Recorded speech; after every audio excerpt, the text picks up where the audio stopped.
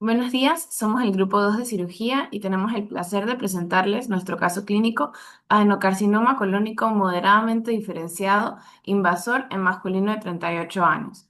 Reporte de caso en el Hospital Regional Dr. Rafael Esteves en el 2025. Los autores: Ruth, Chacón, Checa, Contreras, Cornejo, Daza, de Bernard y de la Cruz. Resumen del caso. El cáncer colorectal de aparición temprana ha demostrado un aumento significativo en su incidencia, incluso en pacientes sin antecedentes familiares ni factores de riesgo conocidos. Este caso tiene como objetivo resaltar la importancia del diagnóstico oportuno en adultos jóvenes sin comorbilidades aparentes. Presentamos el caso de un paciente de 38 años sin antecedentes patológicos relevantes que consultó por dolor abdominal difuso de 2 días de evolución, acompañado de distensión, náuseas y pérdida de peso no cuantificada en los últimos meses. Al examen físico se evidenció un abdomen distendido y doloroso, sin signos de irritación peritoneal. Se consideraron inicialmente causas obstructivas benignas, como hernias, volvulos o bridas. Sin embargo, las imágenes mostraron engrosamiento del colon ascendente y adenopatías, sugiriendo un proceso tumoral obstructivo. Se practicó una laparotomía exploratoria, encontrando una masa tumoral en el mesenterio del colon, con invasión retroperitoneal y adenopatías abscedadas. Se realizó ileostomía de derivación y el diagnóstico histopatológico fue adenocarcinoma moderadamente diferenciado de colon ascendente. Durante la hospitalización, el paciente evolucionó favorablemente, pero reingresó días después por falla renal aguda secundaria al alto gasto por ileostomía. Tras estabilización clínica y ajustes terapéuticos, fue dado de alta con seguimiento oncológico y paliativo. Este caso resalta la importancia de considerar cáncer colorectal en adultos jóvenes, incluso sin factores de riesgo tradicionales. El abordaje quirúrgico oportuno y el manejo multidisciplinario son fundamentales para mejorar el pronóstico y la calidad de vida en este grupo etario.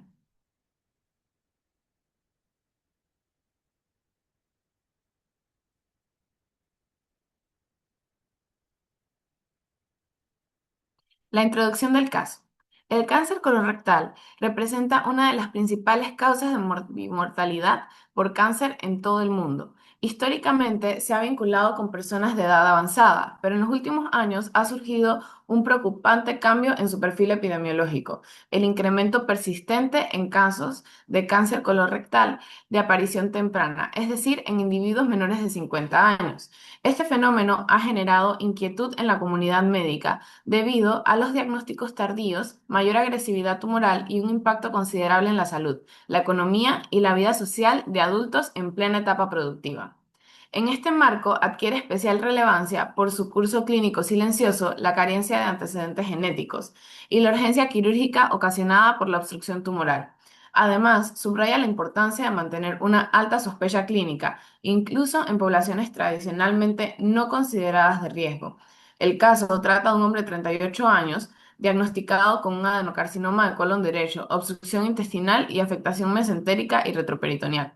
A diferencia de los patrones típicos en pacientes mayores, los casos en adultos jóvenes suelen cursar con una presentación más agresiva en estudios avanzados al momento del diagnóstico, sin antecedentes personales ni familiares que actúen como factores de riesgo identificables.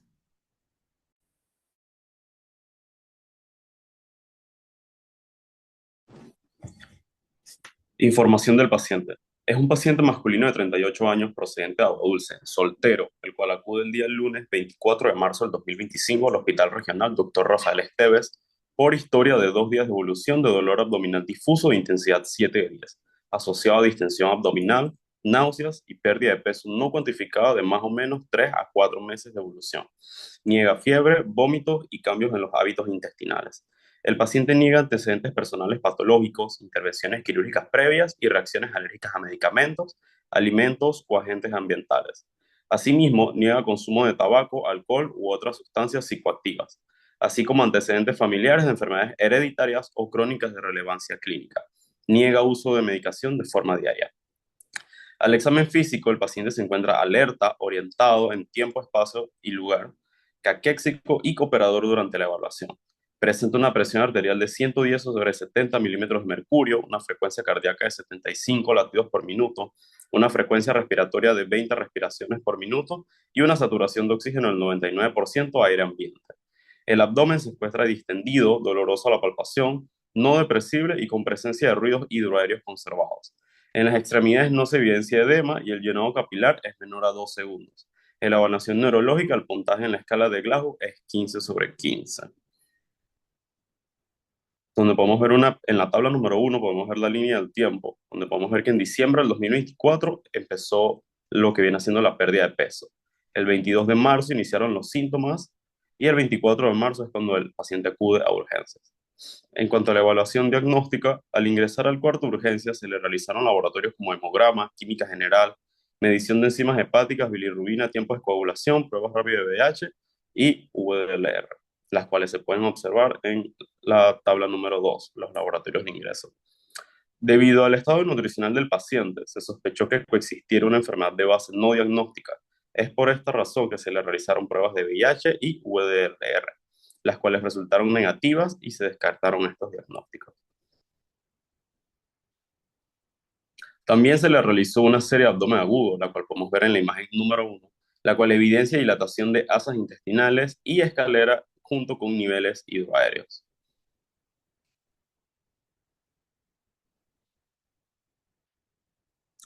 Hasta ese momento se consigna el diagnóstico de obstrucción intestinal, pero al no tener antecedentes quirúrgicos previos ni hernias, se decide realizar más estudios para encontrar la causa de la misma. Al día siguiente se le realizó una tomografía computarizada abdominopélvica simple y contrastada que reporta una cámara gástrica sobreextendida, asas intestino delgado dilatadas con abundante líquido hipodenso en su interior, observando una dilatación del duodeno de hasta 3.5 centímetros de diámetro, un yeyuno dilatado de hasta 6.5 centímetros y un ilio dilatado en toda su extensión hasta 7.5 centímetros de diámetro. Se identifican cambios de calibre en colon ascendente con engrosamiento en sus paredes y una ligera torsión del asa, además de adenopatías en grasa pericecal que miden las mayores 1.3 por 0.9 centímetros en su eje largo por corto y 1.1 por 0.7. Imágenes que podemos ver en la figura número 2.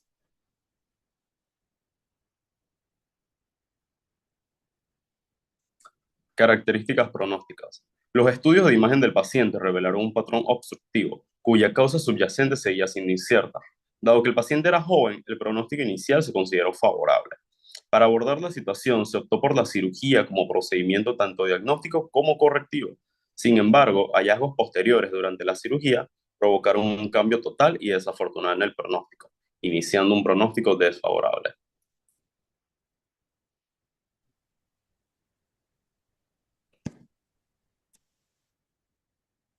Bueno, como tratamiento inicial se le colocó al paciente una sonda nasogástrica, la cual se conectó a un sistema de aspiración por drenaje gástrico. De ella se obtuvo una secreción de un aspecto naranja chocolatoso. Al día siguiente de su hospitalización, él se decidió llevar a una laparotomía media infraumbilical. Durante la exploración se observó una dilatación generalizada de las asas del intestino delgado y el ciego. Además, se identifica una masa tumoral de aproximadamente 7 por 5 centímetros, localizada en el mesenterio del colon, con invasión al retroperitoneo y presencia de adenopatías abscesadas. El tejido era de consistencia friable, por lo que se decide no resecar. Ante estos hallazgos, se practicaba una ileostomía en asa sobre ilio terminal a 10 centímetros de la válvula iliocecal. Además, se le realiza descompresión intestinal y se vuelve a colocar la sonda nasogástrica. Además, se madura adecuadamente la ileostomía. Posteriormente, el paciente fue llevado a sala de cirugía de varones, donde se mantuvo inicialmente en ayuno absoluto y 4 horas más tarde se inició con una dieta a líquidos claros y complementada con nutrición parenteral a base de Caviven a razón de 60 cc por hora. En cuanto al manejo farmacológico, se le prescribieron los siguientes medicamentos. Tramadol, 50 miligramos cada 8 horas por 3 días. Dipirona, 2 gramos intravenosos cada 8 horas por 3 días también. Metoclopramida, 10 miligramos cada 8 horas por 3 días. Omeprazol, 40 miligramos intravenosos cada 8 horas durante toda su hospitalización. Metronidazol, 500 miligramos intravenosos cada 8 horas por 2 días y heparina de bajo peso molecular, 40 miligramos subcutáneos como profilaxis antitrombótica.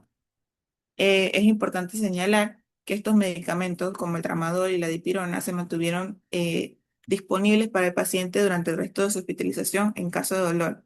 De igual forma, la metoclopramida y que fue indicada en caso de náuseas o vómitos postoperatorios. En su tercer día postoperatorio, el paciente inició con deambulación temprana y comenzó a hacer ejercicios con espirómetro de incentivo, con el objetivo de fortalecer la musculatura respiratoria y favorecer la recuperación de la capacidad pulmonar. El 3 de abril de 2025 se le realizó una colonoscopia diagnóstica cuya indicación era la masa de colon no resecable. El estudio permitió avanzar hasta el colon ascendente, donde se identificó una lesión exofítica de carácter oclusivo con mucosa de patrón parcialmente conservado. Se le tomó biopsia de la lesión para el estudio histopatológico.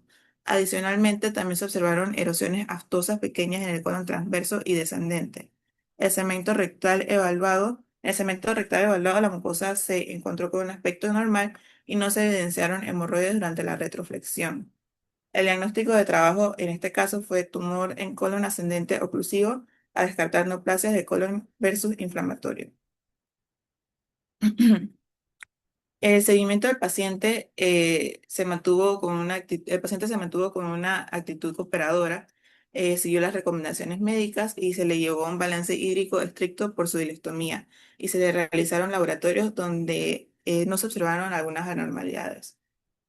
Posteriormente se logró tener el resultado de la patología, el cual indicó en la mucosa del colon ascendente un adenocarcinoma moderadamente diferenciado invasor y en la mucosa del colon transverso una arquitectura histológica conservada. Se le envió una interconsulta de nutrición para las recomendaciones en la dieta que debía cumplir el paciente posteriormente. Además, el paciente fue referido a cuidados paliativos y oncología para la evaluación y el seguimiento de su condición.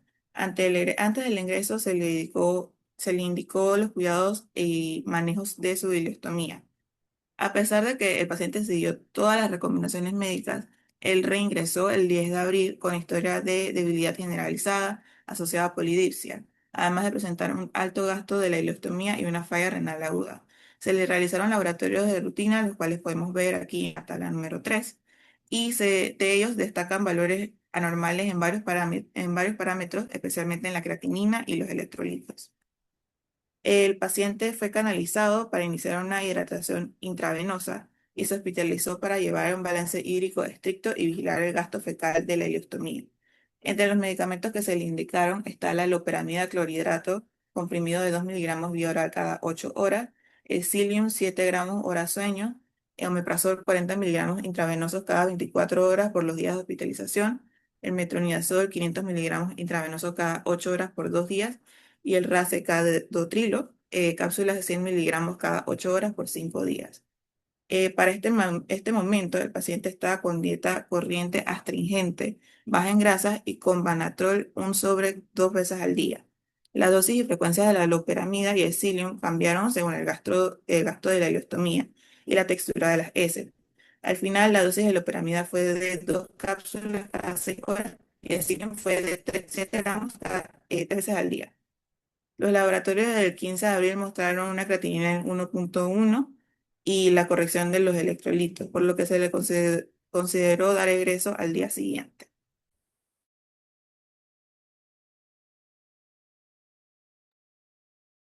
En este caso sobre adenocarcinoma de colon en un paciente joven, es importante destacar que la incidencia de esta entidad en nuestro país es de 415 casos anuales.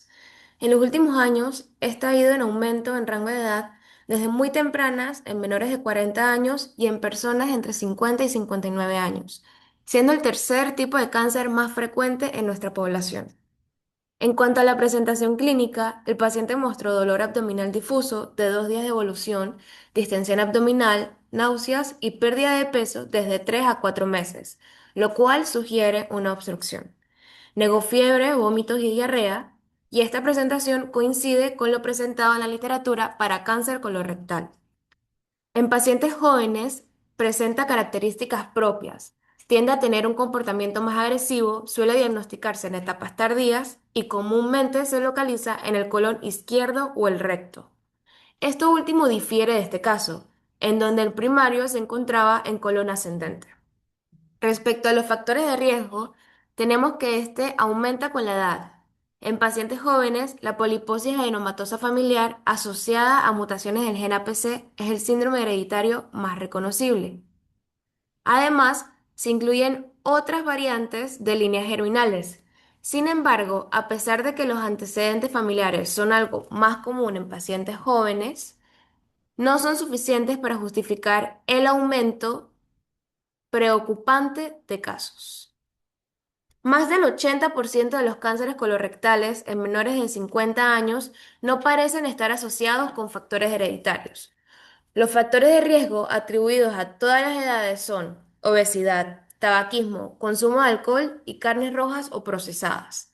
En el caso presentado, el paciente no tiene antecedentes personales, familiares ni hábitos tóxicos relevantes. En cuanto a la fisiopatología, el desarrollo del tumor de inicio temprano es poco conocido y puede implicar vías diferentes a las conocidas. Se sugiere que puede involucrar alteraciones epigenéticas distintas y una mayor proporción de tumores con inestabilidad microsatelital o defectos en reparación de ADN. Al realizar una serie de abdomen agudo y una tomografía computarizada abdominopélvica contrastada, evidenció cambios en el colon ascendente, como engrosamiento de las paredes, cambio de calibre, asas dilatadas y neumatosis intestinal. Esto apoyaba el posible diagnóstico de neoplasia, el cual motivó a la realización de la parotomía. Durante este procedimiento se evidenció una masa de 7 por 5 centímetros en el mesenterio del colon, con invasión a retroperitoneo y adenopatías con abscesos. Para confirmar el diagnóstico se utilizaron métodos como la colonoscopia diagnóstica con toma de biopsias y estudio histopatológico, que son los recomendados por la literatura, el cual en este caso reportó adenocarcinoma moderadamente diferenciado del colon ascendente. El tratamiento inicial consistió en descompresión intestinal con sonda nasogástrica, laparotomía con ileostomía de derivación y manejo médico posterior, incluyendo manejo de electrolitos, control de gasto por ileostomía y tratamiento sintomático. Según la literatura, en la enfermedad localizada, que son los estadios del 1 al 3, el pilar terapéutico es la resección quirúrgica completa.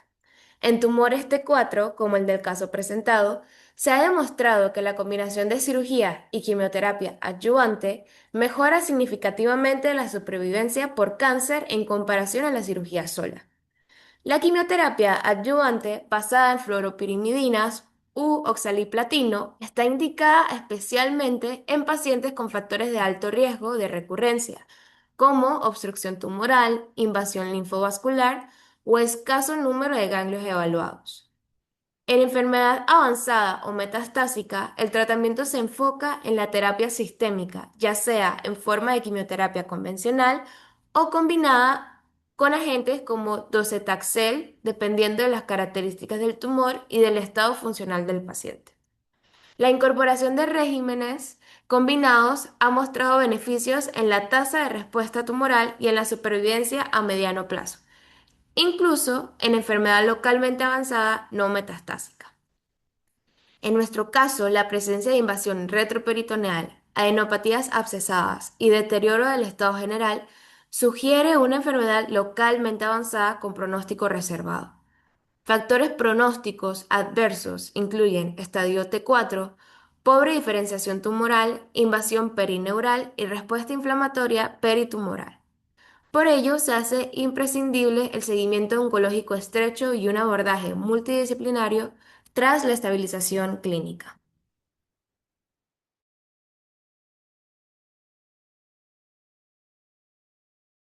Bien, ahora como conclusiones tenemos que es muy significativo el aumento en el número de casos de cáncer colorectal en pacientes menores de 50 años, por lo que es de suma importancia el diagnóstico del mismo en aquellos pacientes que tienen antecedentes de cáncer colorectal en su familia y en los que no lo tienen. Conocer antecedentes heredofamiliares nos ayudará a descartar más rápidamente los posibles diagnósticos o etiologías de problemas gastrointestinales en el paciente para dar una respuesta más óptima y oportuna a la sintomatología del mismo. En aquellos pacientes en donde es necesario realizar una colostomía, es importante observar la evolución del paciente y establecer una dosis adecuada que permita mantener el gasto fecal adecuado de la colostomía y evitar complicaciones. Además, es indispensable recalcar los ajustes que se deben hacer a la dieta, la toma de medicamentos y complicaciones que puede tener el paciente. Como cierre el caso, se habla un poco de la perspectiva del paciente y desde un principio y aún antes de su diagnóstico formal, el paciente demostró una actitud realista frente a la gravedad de su condición. Durante sus hospitalizaciones, su receptividad a la información del equipo médico fue constante y su excelente comunicación permitió una participación activa en la toma de decisiones, facilitando así un manejo colaborativo de su caso. El paciente no solo asumió su responsabilidad, sino que también mantuvo una disposición positiva y abierta a aprender a vivir con la ileostomía y su diagnóstico. Por último, las referencias.